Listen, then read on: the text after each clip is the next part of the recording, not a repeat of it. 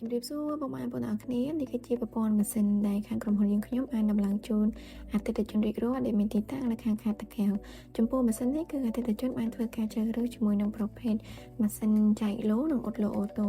ដោយម៉ាស៊ីននេះគឺជួយសម្រួលដល់ដំណើរការនៃសម្បត្តិកម្មរបស់បងប្រុសចាគឺកាន់តែចំណេញកម្លាំងពលកម្មជាងមុនចាម៉ាស៊ីននេះគឺមានមុខងារល្អខ្លាំងមែនទែនពុកម៉ែបងប្អូនហើយចំពោះល្បឿននៃការអ៊ុតនេះគឺអ៊ុតធ្វើការបានស្អាតល្អនិងស្តង់ដារអនាម័យតែម្ដងចាក្រុមហ៊ុនយើងខ្ញុំពិតជាអរគុណដល់បងប្រុសយ៉ាងជ្រាលជ្រៅដែលតែងតែជឿជាក់និងគាំទ្រ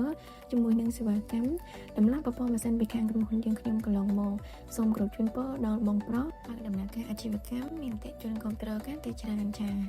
សម្រាប់ពុកម៉ែបងប្អូនដែលមានជាសិប្បកម្មផលិតទៅពីសារបរិសុទ្ធតែកំពុងតែស្វែងរកប្រភេទចាប្រព័ន្ធម៉ាស៊ីនដែលមានដូចជាច្រកអូតូវិកឆាប់អូតូបែបនេះពុកម៉ែបងប្អូនអាចធ្វើការតាក់ទងមកកាន់ក្រុមហ៊ុនយើងខ្ញុំបានចាក្រុមហ៊ុនយើងខ្ញុំគឺមានចាដំឡើងប្រព័ន្ធម៉ាស៊ីនដែលជាប្រភេទចារបស់រោងចក្រផ្ទាល់តែម្ដងអញ្ចឹងសម្រាប់ពុកម៉ែបងប្អូនដែលមានចំណាប់អារម្មណ៍ចាចង់បានជាប្រភេទម៉ាស៊ីនអូតូពុកម៉ែបងប្អូនអាចអញ្ជើញសាកសួរព័ត៌មានខាងក្រុមហ៊ុនយើងខ្ញុំបានសូមអរគុណសូមជម្រាបលា